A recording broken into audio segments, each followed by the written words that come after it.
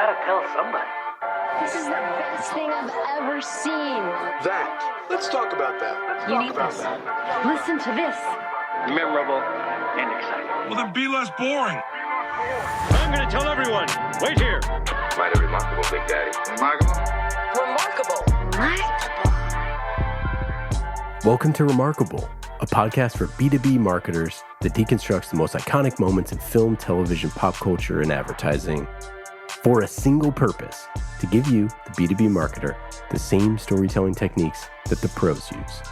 In each episode, you will learn techniques from Hollywood, Pixar, Marvel, and beyond, from Spielberg's hands to yours, bringing remarkable content ideas to you every single week.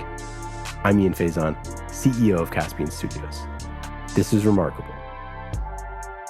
This week, we're talking about B2B marketing lessons from The Office with Director of Content Marketing at ActiveCampaign, Jakub Rudnik.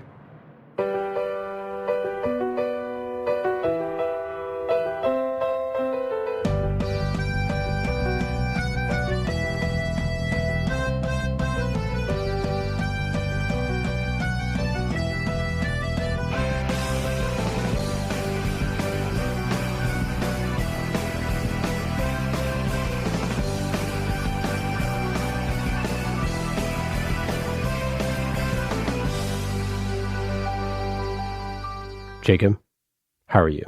I'm doing great. It's summer Friday, so the weekend is coming up right after this. All good. We're talking The Office. It's like one of my favorites of all time, so couldn't be better. Indeed. I'm super excited to chat about The Office. We're going to chat ActiveCampaign and your background and your content strategy. So let's get into it. Why'd you pick The Office? One, I think it's become a classic kind of instantly. When it was on Netflix, everybody was watching it. It's a show that I watched. It was one of the last shows I watched weekly, every Thursday with my college friends. And even right after graduating, we all called each other right after every episode to recap and all that. And so it's a show that changes every rewatch. It's a show with great characters. It's a relatable show because it's about the most mundane thing we do with a third of our lives. So I don't know, there's so many reasons, but it's just the best. Yeah, why do you think it's so remarkable? I mean, you talk about picking up the phone and calling your friends. You think about how many people share the memes. You think about how many people, it's like, oh, that reminds me of the episode of The Office. Like, why is this show, literally it is remarkable. People still talk about it. They send each other these memes. It is still remarkable to this day. You think it's weird that but a lot of us aren't even going to offices anymore and it's still being shared, maybe more so as we've left offices. So I don't know if there's some nostalgia there, but I mean, one of the reasons it is remarkable is it takes that awful part of being at the most boring place, right? They picked the perfect, ugly, white-walled office that's just so sterile, right?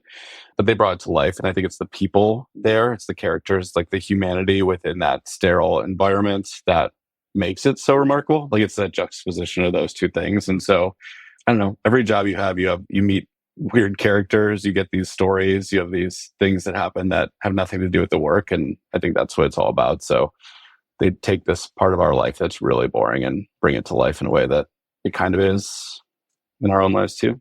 Meredith, what the heck is The Office? So just act like you don't know any of this, okay? So The Office is a mockumentary about the daily lives of employees working for Dunder Mifflin Paper Company, which is in Scranton, Pennsylvania. And it's a mockumentary, so it has this unique style of being filmed with a single camera. It's a little bit shaky. It zooms in on people for candid expressions, candid responses, reactions. We're talking about the US version, which is based off the original UK series, which was created by comedian Ricky Gervais and Stephen Merchant. So that was then adapted for an American audience by SNL writer Greg Daniels, and it was co-produced by his production studio, D Productions, and Reveille Productions in association with Universal Television. The original cast includes Steve Carell, Rainn Wilson, John Krasinski, Jenna Fisher, and BJ Novak. And of course, there are all sorts of other people that come in throughout the seasons because there are 9 seasons total. And they aired from 2005 to 2013. It's won many, many, many awards, including Primetime Emmys, like the Primetime Emmy for Outstanding Comedy Series and a Golden Globe Award for Best Television Series. And it's now on Peacock for anyone who wants to watch it. There's obviously a million things that we could talk about with The Office, but today we wanted to zoom in on the Benihana Christmas episode specifically, because we could talk about anything with The Office, a million marketing takeaways. But this particular episode is one of your favorites, Jacob. Why is that? I think it is my favorite. Any of my friends that listen to this will just roll their eyes that I brought up Benihana Christmas and they're making you all talk about it with me. It's one of those episodes that I like put my phone down and get to the edge of my seat and watch, even though I know every word and I know who to look at in the background and everything. It's an hour long. I guess, it ends up being 44 minutes with commercials, but it's a 2-part episode. So you get some more depth than you can get with a traditional sitcom episode. You got a bunch of different story arcs. So The Office is really likable and it makes sense just because we've been to an office, but it's also a Christmas party episode. We've all done that. They're terrible. Like, it's better than working, but also sometimes it's not, right? So it's got that going on. It's got this awesome cold open, like Dwight slams a dead goose on Pam's desk. And like, there's just this great interchange to start. Merry Christmas. Merry Christmas. No, why did you bring that here? Don't worry, she's dead. Oh, wait. He's dead. You got some, like, when you dig into the episode, there's little moments like Ryan's really funny and Ryan's just like kind of a jerk most of the time and not so funny, but he's got some great funny lines. Ryan, come on, we're going to Asian Hooters. Oh man, I can't. Why not? I'm not feeling so well. I got a ton of work to do here. MSG allergy, peanut allergy. I just ate there last night. You got some karaoke at the end that's like, they do karaoke 3 or 4 times throughout the show, but this one's like the perfect song choices. You got the Benihana waitresses and Michael's just like at his worst self. Hey, where's my girl? Is she in the fridge? Where is she hiding? He's got an awful breakup. I would like you to do me the honor of making me your husband. Oh, Michael, What do you say? can we talk about this in private? I didn't hear you. Can we talk about this in private? Oh, you gotta be kidding. Like, there's so many different layers. Michael's at his peak. Ryan's at his peak. Like, there's great Jim and Michael chemistry at the end. There's the karaoke. There's so many different things. And I had forgotten this. I think it's the first episode I ever saw, too. I kind of forgot. So it was like the episode that got me into the show overall. And so it's remained my favorite for years, for literally over a decade. So I don't know. I could go on forever, but hopefully that's enough reasons on why.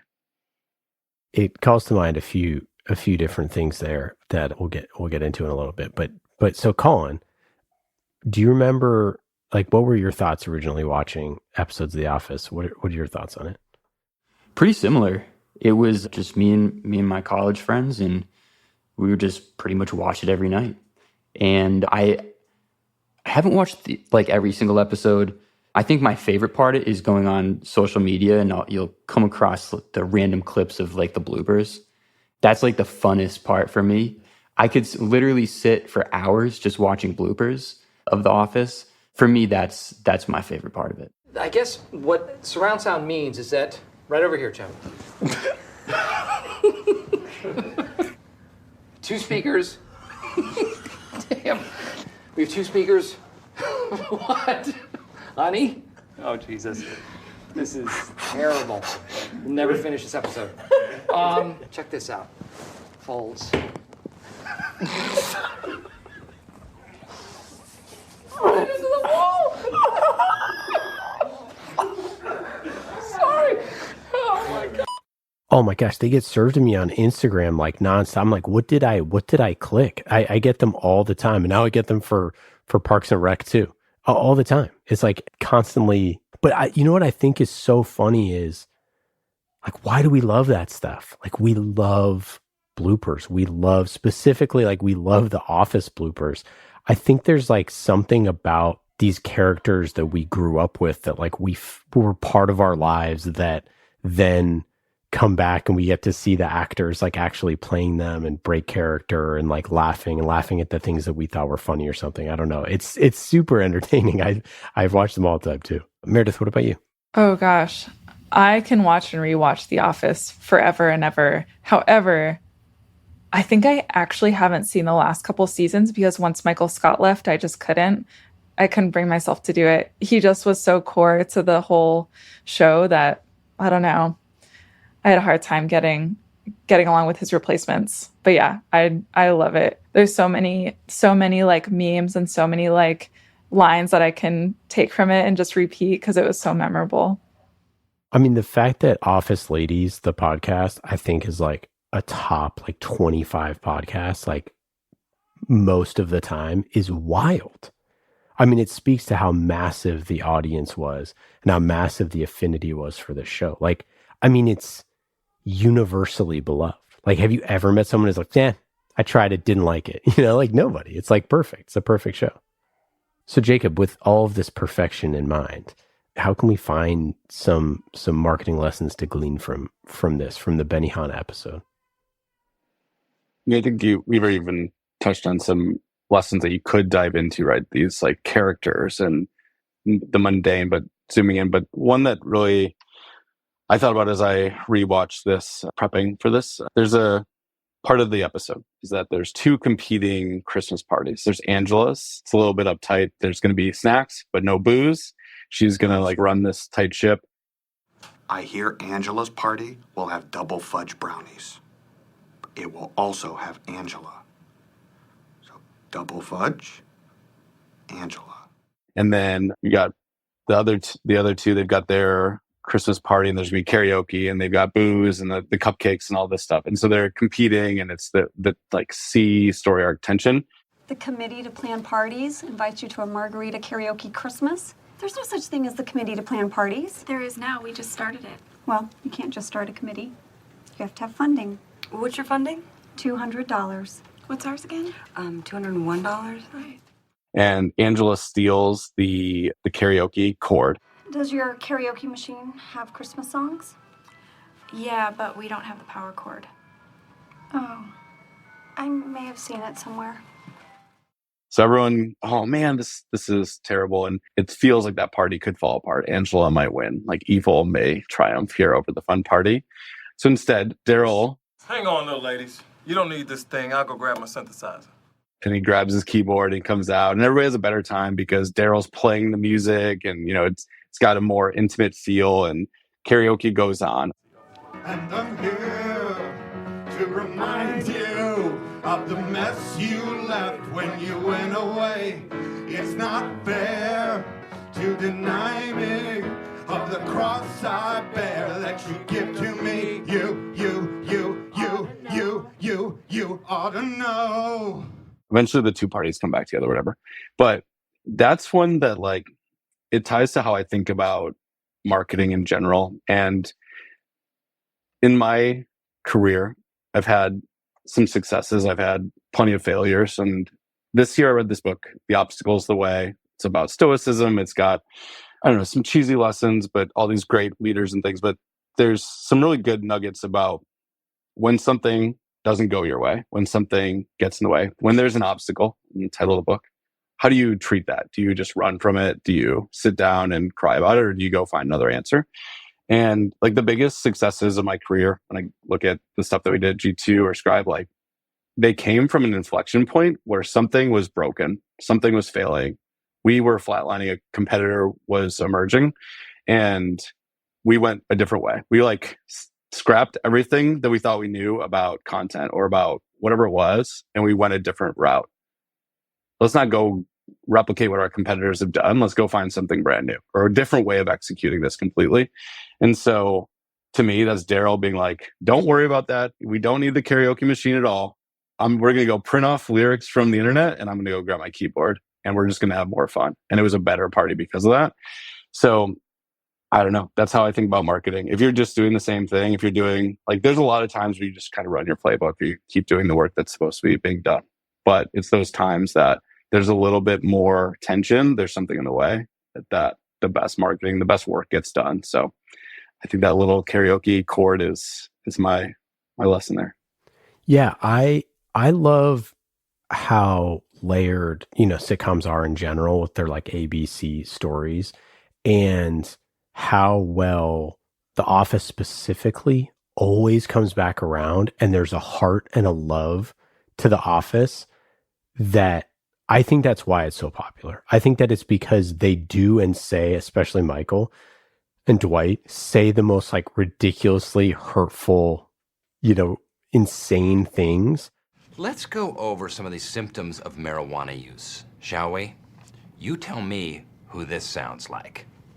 Slow moving, inattentive, dull, constantly snacking, shows a lack of motivation. Hey. But like there is this understanding of like love and support here, even when they're doing things that are the exact opposite. And so you take these stories like Michael's dumped by Carol, so he doesn't want to do anything. Andy's trying to be the friend, so he takes him to Benihana, which is like so classic, right? I think we'll start with a round of Nagasakis. 1 part eggnog, 3 parts sake. The friend that it's like, I'm going to cheer him up. And he chooses Benihana, which is like the most, it's like, I know what's fun for you. It's like going to a Benihana, which is like, a universal sort of, we used to joke back in the day with my friends that like a certain type of person always takes their first date to a Benihana, where it's like, oh, I'm going to show them a good time. Like that's class. That's how like you win. Like, oh man, you got the white sauce and the like orange sauce and like the other stuff going and the onion ring volcano and the flying shrimp and all that. My compliments to the chef. And you're like, it's all the hits. So they put you in this place, which is like, person just got broken up with. I'm already starting to forget what color eyes she had. I can't. Okay, I'm going to call her. He's taking him to Benihana to make him feel better. He doesn't want to go to the party, picking up some other people, taking them back to the Christmas party, which is funny. The party's coming together. Like, it's just all these things that are so human, and you get to see your favorite characters doing it. So I think like most marketers probably aren't creating like really three-dimensional characters, which they probably should be, honestly, but it's pretty hard to replicate. But you can put people in your stories, in your marketing that are in more human moments and not just in work moments, right? Like there's so few scenes in The Office that are about work. And it's because we want to do a great job of work. We want to get better at work, but we also just like have these very human moments. And like when you get dumped, like, yeah, you're probably going to go do something with your friends, but sometimes your workmate is like, I'm going to take you out. And I just think that like the way that they tell these different stories in this episode is like so relatable and funny. And again, there's always just like a heart and a love to this that clearly the creators of the show have a relationship with work and with fun and with ridiculousness that like it all just makes it feel very earned as a viewer, that you get these super awkward moments and these moments of tension, and then they figure out a way to make it come back around. Digging into sort of the obstacles of the way piece here, I think that it's something that marketers need to do, but it's also something that we need to do with our stories. And I feel like we always put the obstacle as sort of like what your KPI is. And that's not like a good obstacle, right? Like getting 7% better isn't a good obstacle. The way that we talk about business, the way that we write case studies, the way that we do that stuff are generally pretty bad stories. And Jacob, you're a journalist. Why do you think we tell stories that are just not good enough? I think everybody thinks they're a storyteller, and so that's why you get a lot of bad ones. But as marketers, I think I liked your point a lot, that we focus on this KPI and not the feeling. I mean, there's little things in my day-to-day. You ask me to like, oh man, I have to go fix this like broken link on the site. And even though it's gonna be 30 seconds, it feels like the biggest thing of my whole day, right? There's some things at 2 hours, my time don't matter. So like, it's not about that actual number, my actual time. It's like the feeling of the weight of that little thing I have to do. And so as a marketer, we focus on that 7% growth or whatever. It doesn't really matter. That's not the thing, but it's often we should be looking at that pain and the way that people feel. You think about Scribe, we had this little Chrome extension that automated your step-by-step guides. And 2 jobs before that, I was an agency for a little bit. We had to create SOPs and look at them every single month and recheck them and redo the screen. Oh my gosh, it was the worst thing in my entire life. I'd never heard of an SOP at that point. I never wanted to hear about it again. But that feeling of like that 1 hour of the month that was so terrible, if you had told me someone could automate that, I would have paid any amount of money, right? And so that's what Scribe focus on, is like, let's not, I mean, they do have some marketing around how many hours are saved and all this, but automate SOPs is a much better marketing play than save 7 hours a month on documentation. Get rid of the pain, get rid of the worst thing in someone's life, make working suck a little bit less. And that's going to be a better marketing. So I don't even know if I answer your question why we tell bad stories. I think we focus on the wrong things. I think we think we're better storytellers, or we focus on the visuals, or we focus on things that don't matter with the stories. I think it's getting down to that humanity. What does a person really want? And putting ourselves in those shoes, that matters. So a bunch of reasons for bad storytelling, but I think there's some in there, and not thinking about the humanity, thinking about our product and why we're so important. Yeah, I think also too that we tell so many stories that are like very insular, like one episode stories, and we don't build arcs and we don't build those things. And like this episode is season 3, episode 10. We've spent, however many hours already with this group of people. So it just means that much more. Like the stakes are that much higher. Like you said, this is peak Michael, peak Ryan, like peak Angela, like all that stuff. Like you're getting so much work tension at this moment of like, the rival parties and Karen getting kicked off the party planning committee, like all those things. Like it's very earned. And when you tell a story one time as like a case study or whatever, it's just, you're not going to build as much stuff that's earned there. And I think another thing, and this is a little trivia for you. Do you know who directed this episode? Yeah, it's Harold Ramis. I mean, this is like one of the most famous comedians like ever. And like, that's crazy. I mean, I didn't know that before we did the prep for this. Like, that's a crazy thing. So like, even The Office, which makes it feel so, like this show feels so easy and so funny and so, whatever, like there's like geniuses that are doing the work on this show, that were writing, that are directing, some of the best, like, comedians like of all time. And I think that that's another thing that I think marketers need to sort of think about, is not that you need to have a bunch of geniuses working on it, but that this stuff is developed, the craft is developed like over periods of time that is sometimes long. And like, you have to write stories to tell better stories. Like you have to get cracks at the bat. And I think so many times people just like make something, do something in content and go, whoop, that didn't work. And it's like, it takes some time sometimes. Something you just said, Ian, to grab hold of this a little bit, the bringing in experts, bringing in these other people is something The Office did super well. There's the dinner party episode, and to pivot from episode, another iconic one, right? It's just like the most awkward. You either hate it or you love it, but there's a deep dive oral history of that episode. I think it's on GQ or something. It's worth reading. It's 10,000 words. It's unbelievable. But one thing that I always remembered is that they brought in cameramen or camera people from reality TV to shoot that. And then they just told them to kind of follow the scene like a reality show.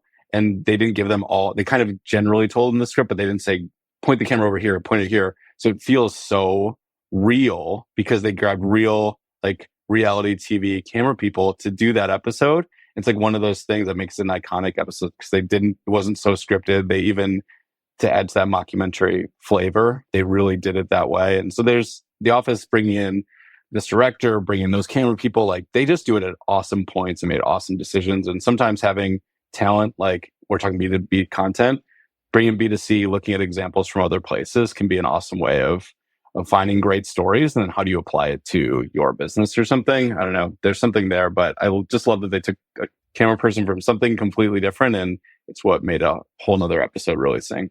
It's a great point about sort of bringing in other people. And it's something that we do, from time to time in marketing that will like maybe an agency or a group. Obviously, self-servingly, you should bring in Caspian Studios to look at something. But I do think that it really helps. Like, I know for our marketing internally that like when we bring in an outsider to look at stuff, it's super helpful. We work with a bunch of different writers and different people like that on both full-time like contract capacity. But like when we go, I mean, we've done like 60 plus shows with other companies, and like one of the most helpful pieces for people is just having someone else like look at your marketing and look through that stuff.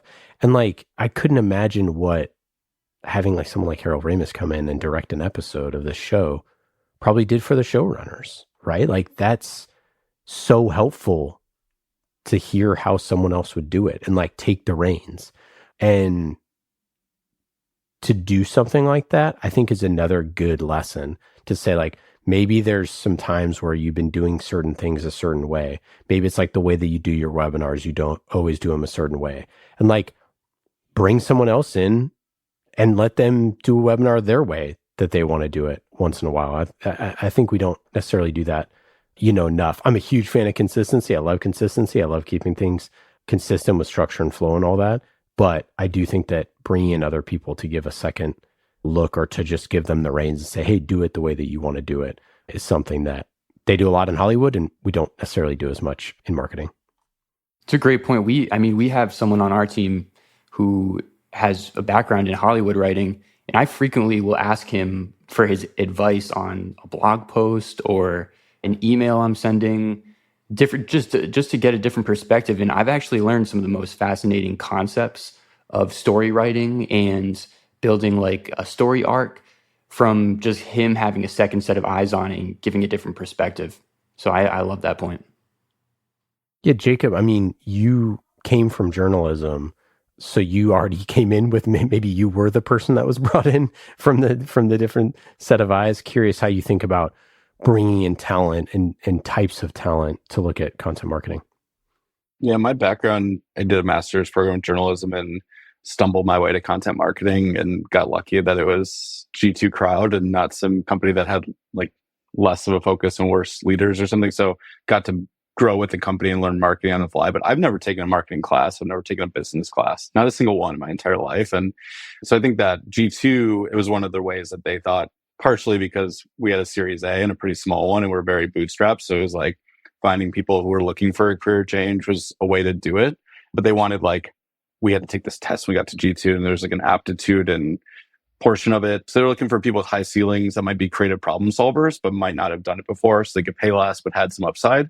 But it really worked out. A ton of us are in these like director plus type of roles, 5 years after being in an entry level role because we learned so quickly and could take on things. And so I very much index that way, probably overly, that I've seen the startups grab people with high upside and let them run with projects maybe earlier than other companies would. And there's some downside to that. But there's times to bring in experts. So I really love those experiences. And when you give people the right goal and a little bit of a leash, you can get a lot out of them.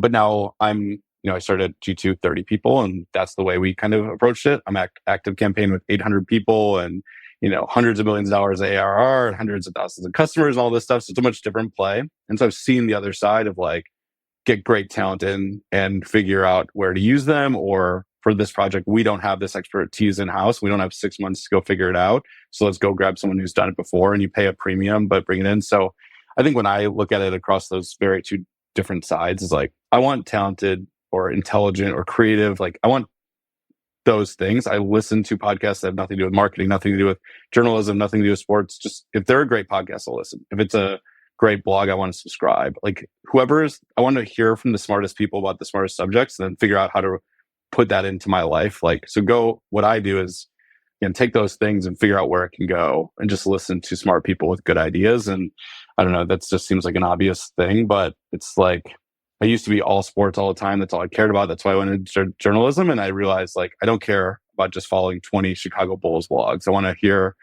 about all sorts of things across the world with lots of different, just intelligent people.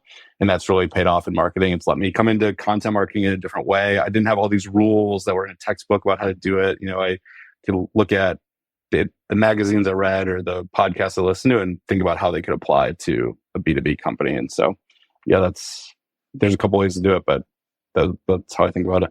Last piece on The Office here. I mean, again, we could talk about it forever and there's a million takeaways.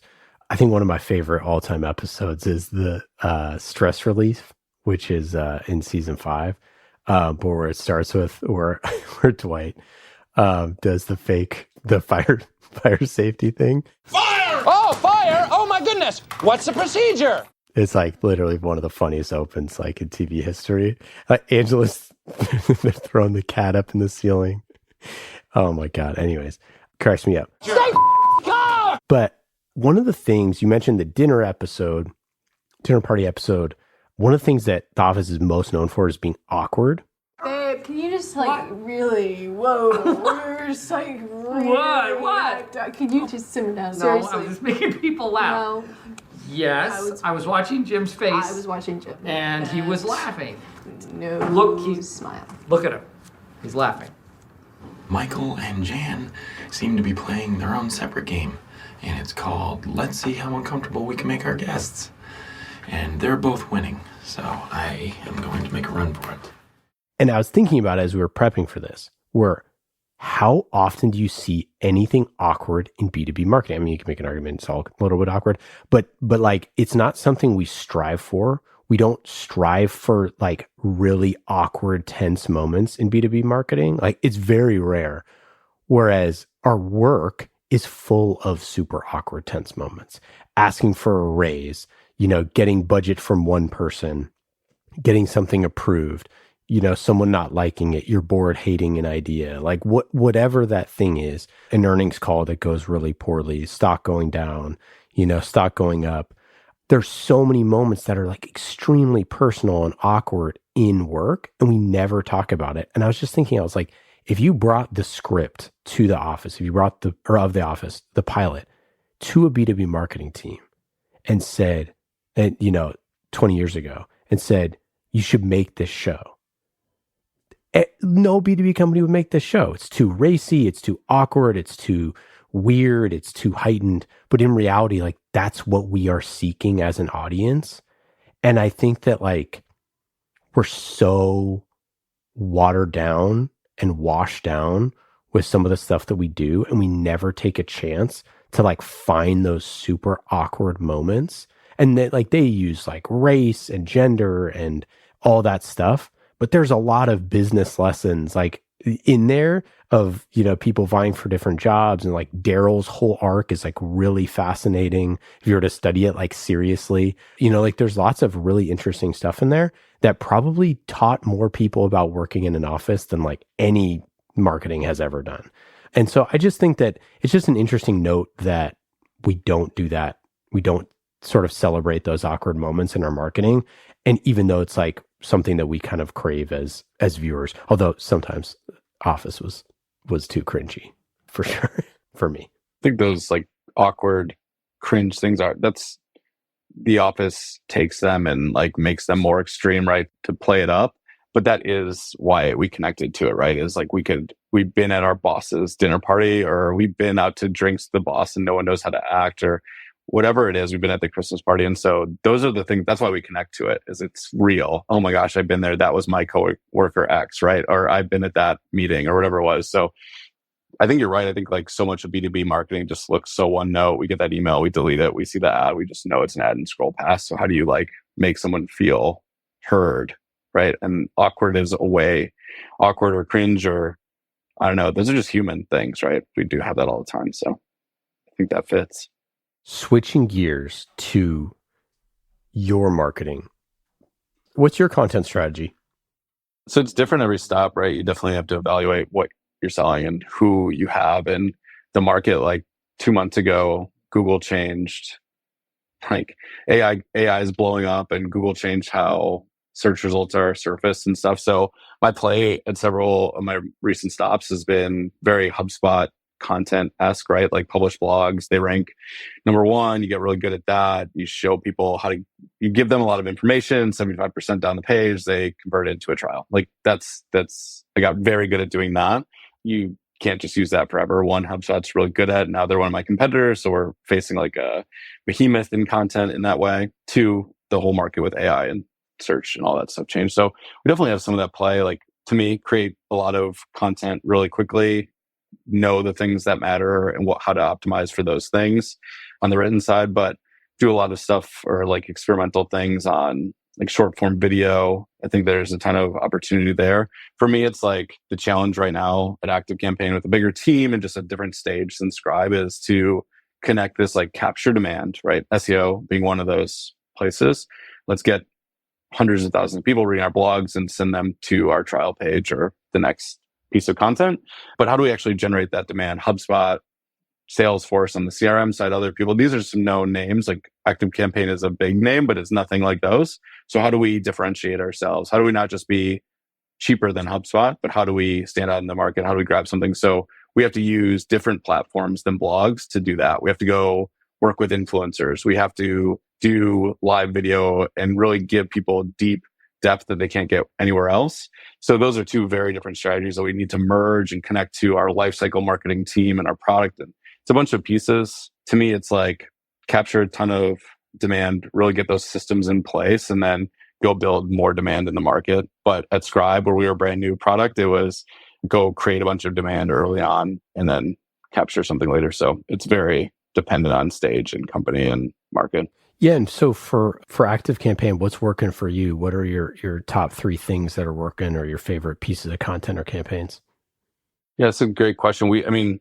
So coming in, we've had kind of a de-emphasis on content over the last couple of years, and we created a ton and kind of let it go to pasture a little bit. So things have been slowly diminishing, and so the things that we've been turning around are like creating a lot of content quickly. We used AI with some human touch and figured out how to programmatically build out a glossary and create some different types of like blog content that's more formulaic to really expand that. So we're in the early stages. I've been here 4 months, but we've seen good growth on traffic, like 20% growth on our glossary quarter over quarter. And I don't know if that's like, it's not the most exciting metric in the world, but we've turned around like our production and we've done a lot of optimization.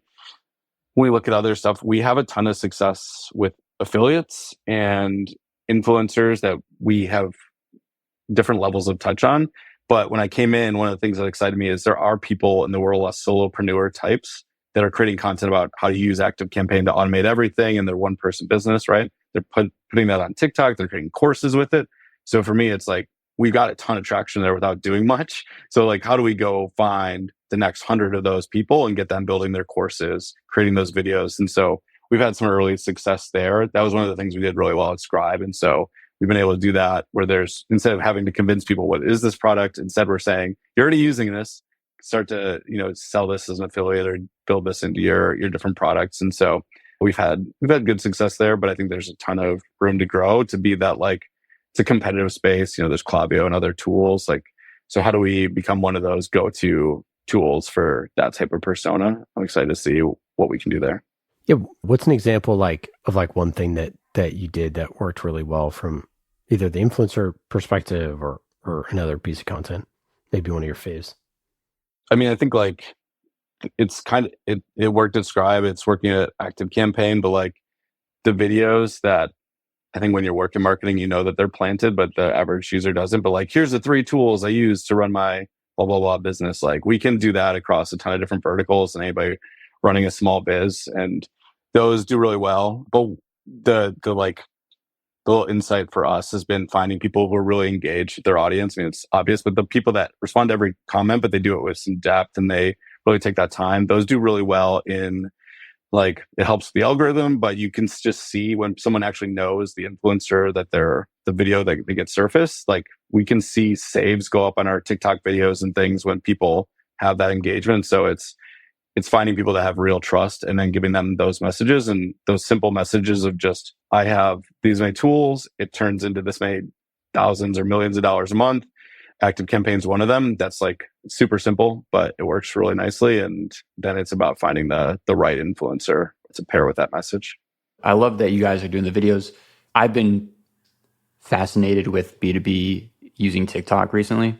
So that was pretty interesting, that what you just said. So you're saying that you guys have an owned TikTok page and you're working with actual influencers to create content, like you were saying, like the 3 tips or that kind of stuff?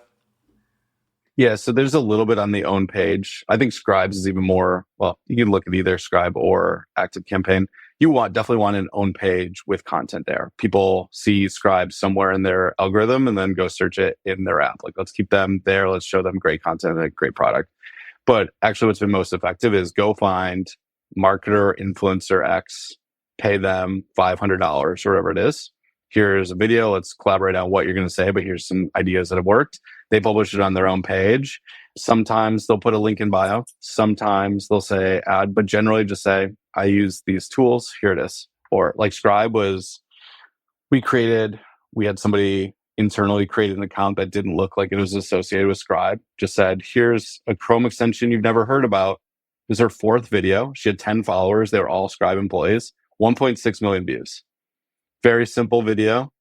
She recorded her screen with her phone. It's like terrible quality, but it looked like it belonged on TikTok. 1.6 million views. So then like seeing that and then going to other influencers and finding there's all sorts of different price points, but people with small to medium sized audiences for a couple $100 with the right video can be surfaced in front of tens of thousands of people that don't follow them, but just follow that type of content. So that's where we primarily work. But I think there is a play to connect that to your owned TikTok channel. What we've done on top of that, and this is more at Scribe than we've been able to do at ActiveCampaign so far, but the blog content that we're writing about, let's get an influencer with some repute and then get the right video, but have them create a video that connects over to the blog and put the blog right where we want people converting. Our highest converting blog at Scribe was like scared to touch it. You know, you're like, don't mess with anything. This thing's really working. But we put one of those videos in overnight, double time on page, like plus 80% click-through rate, conversion went up 20%, like instantly, because people wanted to see the video. Google's rewarding video being on your page. And so we get to like create demand on short form video with the influencers, then help it like enhance our capture demand and get more eyes on those videos that we know work. And at the same time, you can take those influencer videos if you write your contract right and run those on ads or put those in different places so you can like kind of control and better understand the like who you're putting it in front of and stuff. But those like TikTok is very good at getting it in front of people that would be interested in your content. So yeah, specifically because you sell SMB. Yeah, for both sides, for sure. I think that there would be opportunities to do it in a mid to enterprise, but SMB makes the most sense. Scribe was so perfect for it because it was a brand new category, a tool that no one had heard about before, and it was for SMB, but it could even be used personally. Send a how-to guide of how to set up the Zoom for your friends, like meet up on Friday, right? Like you can do it for anything. And so that's why Scribe works so well, is it was like a tool that could be used by almost anybody with a computer and a thing nobody had heard about. That's what we're trying to understand with ActiveCampaign. Email marketing, marketing automation, CRM, much more business, and they're known categories. So it's a different play. Understand where that's going to work is still a work in progress. How do you think about ROI of content marketing? Yeah, a question that I think people see all the time. I think this is one of those things that like move me from that like manager to director level is understanding this and being able to show it. So at Scribe, like we're starting from zero content, like a website with no organic traffic. And so, you know, we've hired a bunch of freelancers, publish all this content, and it takes some time. I had to build some models on where to show it, but there's a little bit of trust from leadership that I knew what I was talking about. But then once we started to see we had a free product, and then obviously it turned into a pro version, but like it was a freemium model. Once we started to see pro conversions, it was a matter of like, what's the LTV of one of those pro folks? What do we put in from a content standpoint, and like how many pro users, and then what's their lifetime value over time?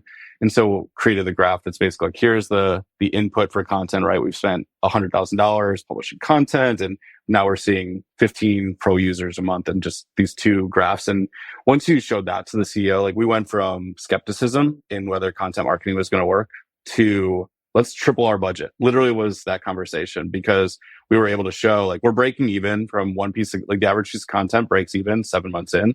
Okay, then let's go throw more gas on that fire. When I was at G2, we went from 50,000 to 1.5 million visitors a month to our blog in 15 months or something like that. But we weren't able to show that ROI.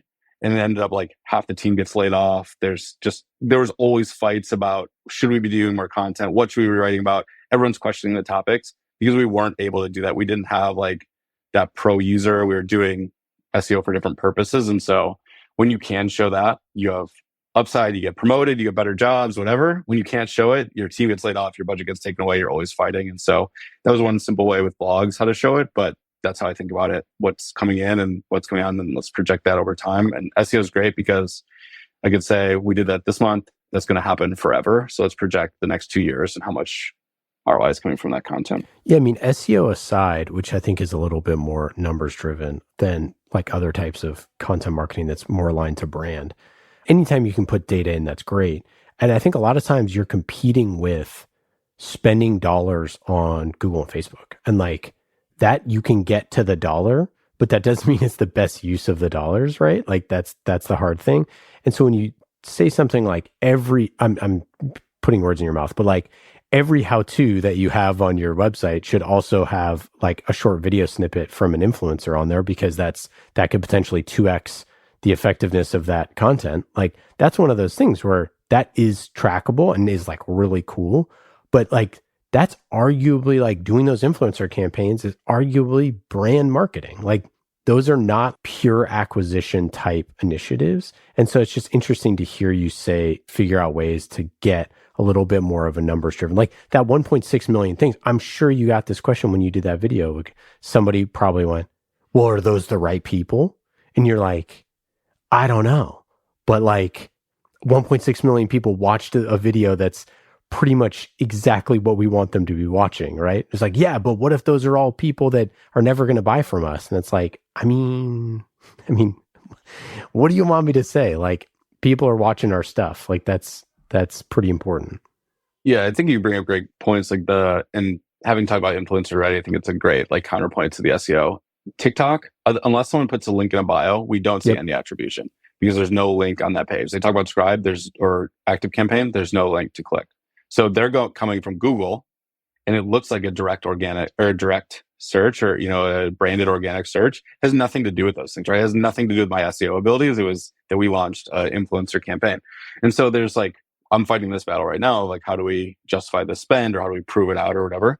It's tough with ActiveCampaign. There's so much noise. We're doing so much marketing. There's so much stuff happening that like, even if we have a 1.6 million view video, we won't see a spike in our traffic, maybe a little spike, but like, Scribe brand new, we saw a spike instantly. We could say, whoa, 2,000 people signed up today, and they didn't yesterday. That was only from that video. Bigger company, much tougher. But like, there's a few ways. Like, one, you need some trust from CMO, CEO level to see this. But we've done things like the self attribution that's like becoming more popular. But how did you hear about us? And people, are they saying I saw you in that Google ad? Or are they saying I saw you from this TikTok video? It often doesn't happen in your first 10 videos, and so you need to like have some trust and build that out and just see those really early signals. But you won't have perfect attribution. We don't with TikTok, and it is a building of that trust, and I don't know, hearing from others who have done it. But yeah, you got to find those. I think when we're looking at blogs, even there's people who read a blog and sign up, read a blog and turn into a paying customer, but that's not the average person too. So right now we're trying to build attribution models. How do we show that somebody who became a qualified lead or whatever did see 2 blogs first over the last few months, or they read this email or whatever it is? So you're just trying to combine all this data in a way to show that, but it's an imperfect science, especially when you get to some channels. And because you're not going to get a subscriber, which like obviously ActiveCampaign, we're a customer, subscribers are super important. Sending emails is extremely important. But like there are more quote unquote top of funnel, which is really not top of funnel. It's like they could be at the bottom of the funnel, they could be in the middle of the funnel, but giving them like one of my favorite marketing lessons is Chandar, the CMO of Coupa, says, paint the skies Coupa blue. It's like everywhere you look, you want them to see your brand, right? And like that's what TikTok type efforts are doing. That's what influencer efforts are doing. That's what your blog is doing, is like everywhere you look, you're seeing this company. That is super valuable because 13 impressions still equal a sale, right? So like you need to do those. And if your only impressions are just like on Google or just on Facebook and there's no human beings behind it, like you need to figure that stuff out. Now, hopefully you're running ads, like you said, like video customer testimonials, all sorts of cool stuff. But it's just, it's one of those things that I think is hard to track the value of that halo effect. Jakub, awesome having you on the show. Really appreciate it. Any final thoughts? No, I've enjoyed talking about The Office. I think I'm going to go do a full rewatch after this. So my wife is going to get subjected to that for sure. But otherwise, no, I'll be looking at it through a different lens now, right? What's the marketing lesson there? But otherwise, it's just been fun to chat with you all. Thanks so much. For our listeners, you can go to activecampaign.com and check it out. We're customers. We love y'all. It's a great product. And Jakub, we'll chat soon. Awesome. Thanks, y'all. Well, that's it for today. I hope you got some good ideas for your B2B content. Thank you for listening to Remarkable. I'm Ian Faison, CEO of Caspian Studios. Remarkable is created by the team at Caspian Studios, B2B podcast as a service. Caspian also creates fiction series for B2B companies, so if you want a business thriller, you can learn more at caspianstudios.com. Hollywood-style storytelling for B2B. And in today's episode, you heard from myself, Ian Faison, Colin Stamps, our podcast launch manager, and Meredith O'Neill, senior producer here at Caspian Studios. Remarkable was produced this week by Meredith O'Neill, mixed by Scott Goodrich, and our theme song is Solomon by Falak. Be remarkable and rise above the noise.